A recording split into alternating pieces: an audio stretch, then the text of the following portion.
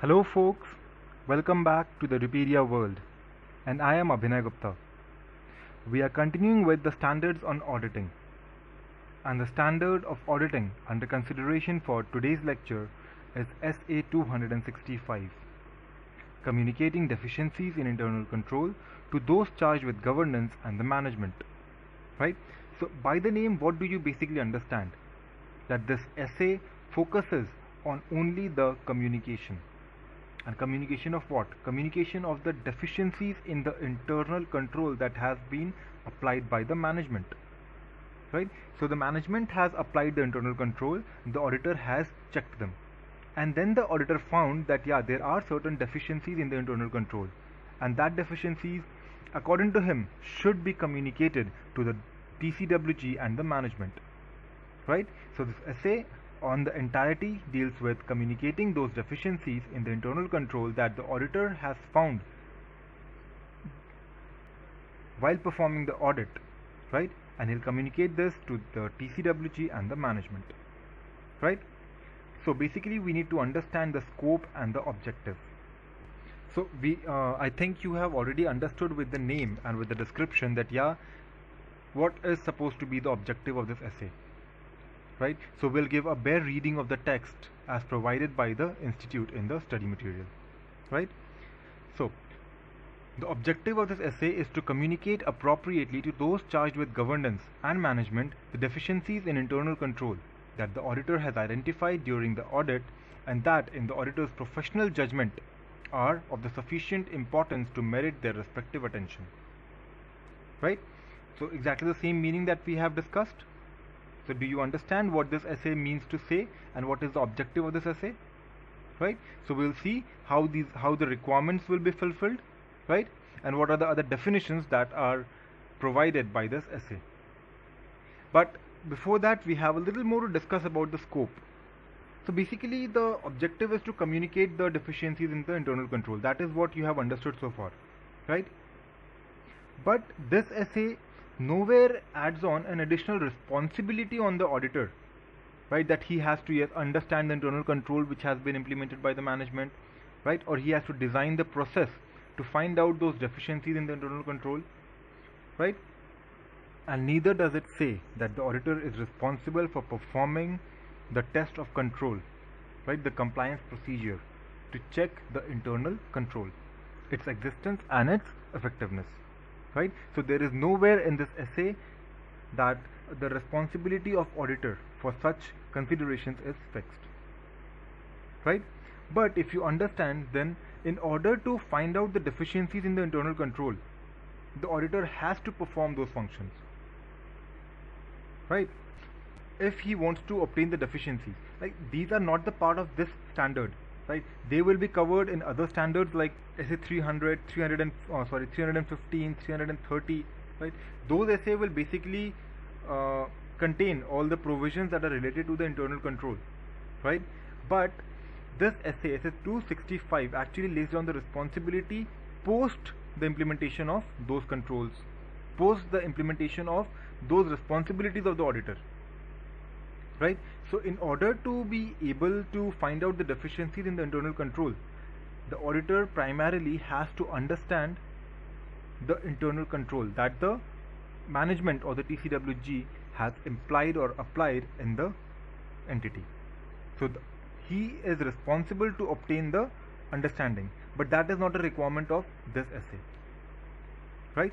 He will also have to design the controls, design the procedures that he thinks will be needed, that he thinks will be effective, and that he thinks will actually bring out the essence of the internal control. Right? So those procedures, designing and laying down those procedures, those controls are also the responsibility of the auditor, but under some other essay. Right? And then he will assess the risk on in that internal control, that they are not able to meet the objective for which they were prepared. Right? And he may come across deficiencies not only during the assessment of risk of this internal control, but also on other stages of audit as well. Right?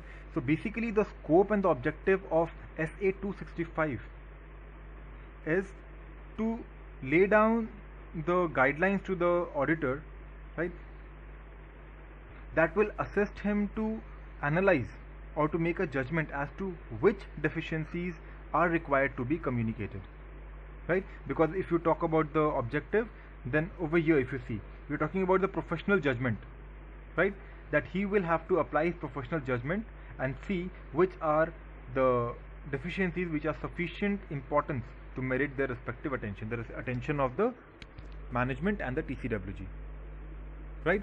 So now if you understand in totality the objective of this essay, then the auditor is supposed to communicate appropriately the deficiencies in the internal control that he has found out during the procedure that he applied as required by the other essays, and also that he applied that he found out during his audit procedures, during his audit work, even when he was not actually assessing the risk, right? And then when he has all the deficiencies with him, when he has the record, when he has the data of all the deficiencies that he has noticed, then he has to apply his professional judgment and see that which are the deficiencies which are sufficient, and I need to communicate it to the management and TCWG.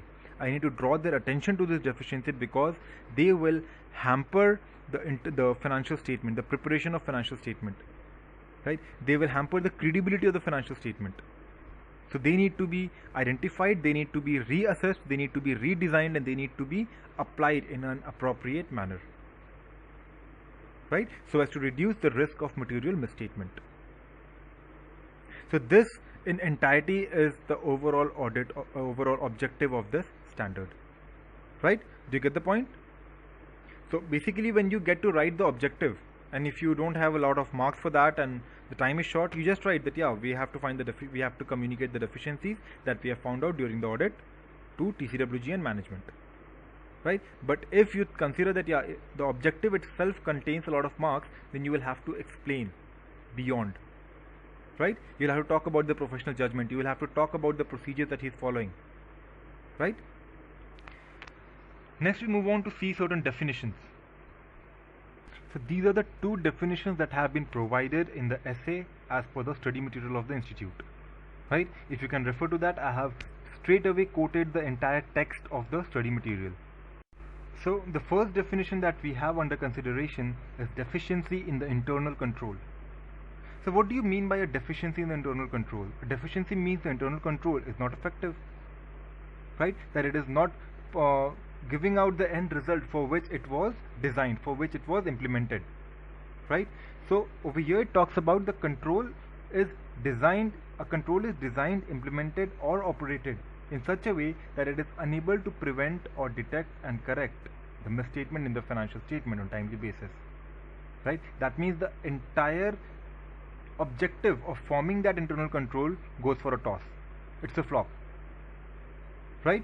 So it is not, the internal control was prepared, it was designed, it was implemented, and it was operated into the entity, right, for certain purpose, because they wanted to prevent the misstatements. They did not want, for example, if we talk about the controls, right? So if there is the control applied on the issuance of the inventory, then over here it means that the inventory was inappropriately issued and the entity could not control it, right? There was embezzlement, there was stealing, somebody used it for personal purpose, right? So the purpose of this internal control failed. The objective of its actual implementation went for a toss, right? So it could not prevent, it could not detect and correct the misstatement in the financial statement on the timely basis. Even if it was detected after the harm was done or beyond the point of time that now it is not even recoverable, so there is no point of detecting it now, right? And number two, the control necessary to prevent or detect and correct misstatement in the financial statement timely basis is missing. So which means to say that deficiencies in internal control are of two kinds.